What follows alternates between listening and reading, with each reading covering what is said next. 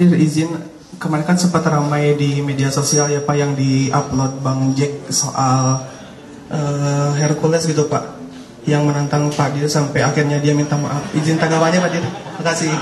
Oke. Bisa pelan-pelan jelaskannya rekan-rekan sekalian ya. Yang pertama rekan-rekan sekalian, setelah viral tiba-tiba Hercules minta maaf ya. Sebagai insan beragama, kalau orang minta maaf ya kita maafkan ya. Tapi kalau buat salah ya nggak ada alasan kan, seperti itu. Jadi begini, kita harus jelaskan ini masalah premanisme ini.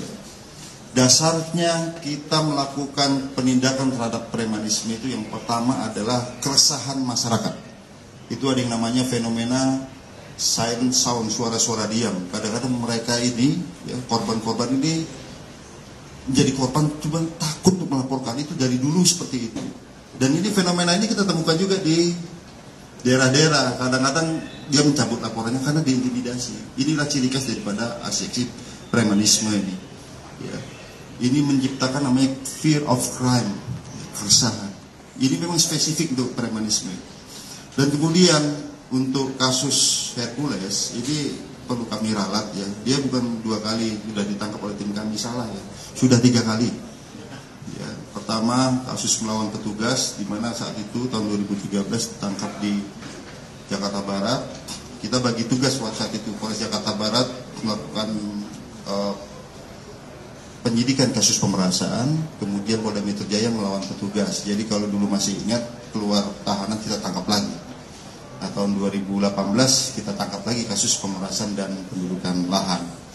Nah, selanjutnya rekan-rekan sekalian, ya, tentunya ini tidak boleh terjadi ya, terhadap ancaman-ancaman perlawanan terhadap petugas, karena pada dasarnya tidak pernah ada tendensi pribadi dalam mengungkap kasus premanisme, tidak ada. Tapi seperti tadi kami sampaikan, berdasarkan keresahan masyarakat, fakta hukum dan disidang secara terbuka, di sana dilihat fakta hukumnya seperti apa. Nah, kemudian ini jangan sampai menimbulkan giroh ya, wah ngancam-ngancam, jadi menimbulkan semangat buat yang lain. Ya. Ingat, petugas yang melakukan tugas itu pertama mendapatkan pelindungan, mulai dari pasal 49 sampai 51 di sana ya, not where apabila melakukan dalam rangka tugas jabatan tidak dapat dipidana, dan apabila dia melawan petugas ya, ini ada ancaman pidananya juga, dan ini cukup berat loh.